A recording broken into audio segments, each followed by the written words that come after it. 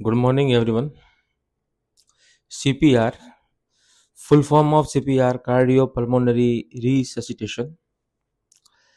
Cardiopulmonary resuscitation एक life saving emergency procedure है जो किसी व्यक्ति की ब्रीदिंग या हार्ट बीट रुक जाने पर किया जाता है ताकि उसका ब्लड सर्कुलेशन और ऑक्सीजन सप्लाई बनाई रखा जा सके।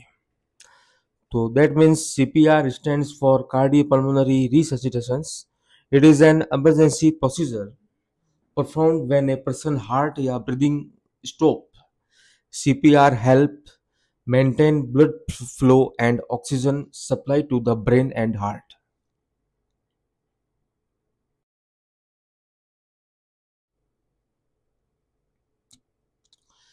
CPR means cardio हृदय plus pulmonary means lungs and resuscitation पुनर्जीवन यानी हृदय यानी हार्ट और लंग्स की क्रिया यानी एक्टिविटीज को दोबारा चालू करना। यह टेक्निक किसी भी सडन कार्डियक अरेस्ट या रेस्पिरेटरी फेलर के समय लाइफ बचाने में क्रूशियल होती है। तो CPR is very important and significant technique to save life. Anyone can learn CPR to provide immediate help before medical professional arrive. तो these step by step guide, first check response and breathing, प्रतिक्रिया और सांस देखें, मरीज को हल्के से हिलाएं और जोर से पूछें आर यू ओके। अगर कोई रिस्पॉन्स नहीं है तो व्यक्ति सांस नहीं ले रहा है तो तुरंत इमरजेंसी हेल्प के लिए कॉल करें। तो दिस C कार्डियो हृदय, P pulmonary and R resuscitation revival या ब्रिंगिंग बैक टू लाइफ पुनर्जीवन। Step of CPR for adults, check safety, make sure the area is safe. First, सबसे पहले देखें कि जगह यानी स्पेस सेफ है या नहीं। Second, check response, tap the person and ask are you okay. व्यक्ति को हल्के से हिलाकर पूछें क्या आप ठीक है। थर्ड, चेक ब्रीदिंग, सांस देखें। Look, listen and feel for breathing for 10 second. 10 second तक देखें, सुने और महसूस करें कि सांस आ रही है या नहीं। कॉल फॉर हेल्प, मदद के लिए बुलाएं। कॉल एम्बुलेंस या इमरजेंसी सर्विसेज, एक एग्जांपल 108, एम्बुलेंस या सहायता को बुलाएं। तो बोलो। स्टार चैट कंप्रेशन, छाती दबाना शुरू करें। Push hard and fast in the centre of the chest. 100 से 120 पर मिनट, 2 सेंटीमीटर डिप। छाती को बीचों बीच तेजी से गहराई से दबाएं। 100 से 120 पर मिनट्स, ऑलमोस्ट 2 सेंटीमीटर गहराई तक। Give rescue breath, give two breath after every 30 compressions. हर 30 बार छाती दबाने के बाद 2 बार मुंह से सांस लें। Continue CPR, keep doing 30 compressions plus 2 breath until help arrive और पर्सन स्टार्ट्स ब्रीदिंग। 30 बार छाती दबाना और 2 बार सांस देना तब तक करते रहें जब तक सहायता न आ जाए या व्यक्ति सांस न लेने लगे। बोलो।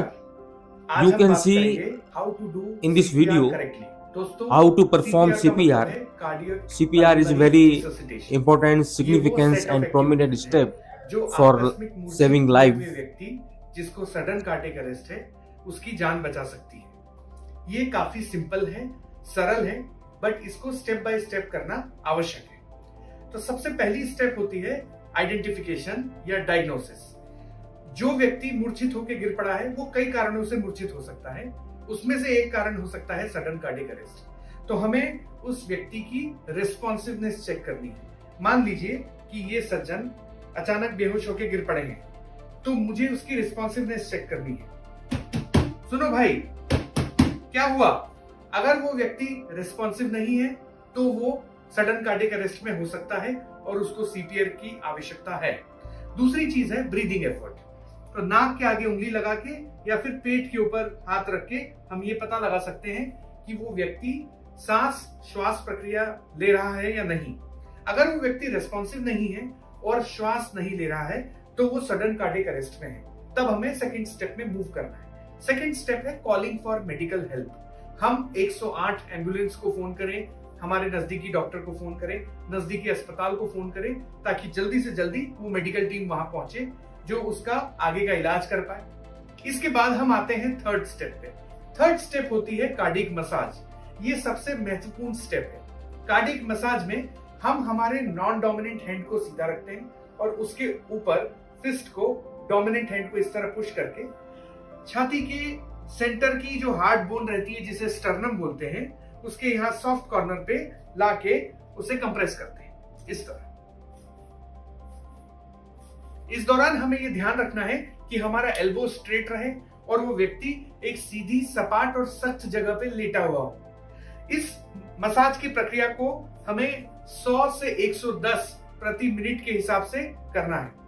इस दौरान हम छाती को 2 से 4 इंच नीचे दबाते हैं और जब वो रिलैक्स होती है तो उसको अपने आप ऊपर छोड़ देते हैं इस तरह।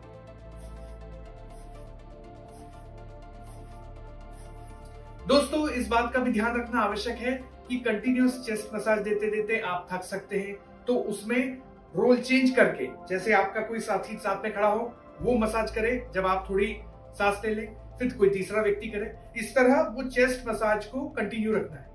चेस्ट मसाज बहुत महत्वपूर्ण इसलिए है क्योंकि वो हमारे फेफड़ों में ऑक्सीजन युक्त ब्लड को ब्रेन की ओर धकेलती है। उससे ब्रेन की परमानेंट डैमेज होने के चांसेस कम से कम हो जाते हैं।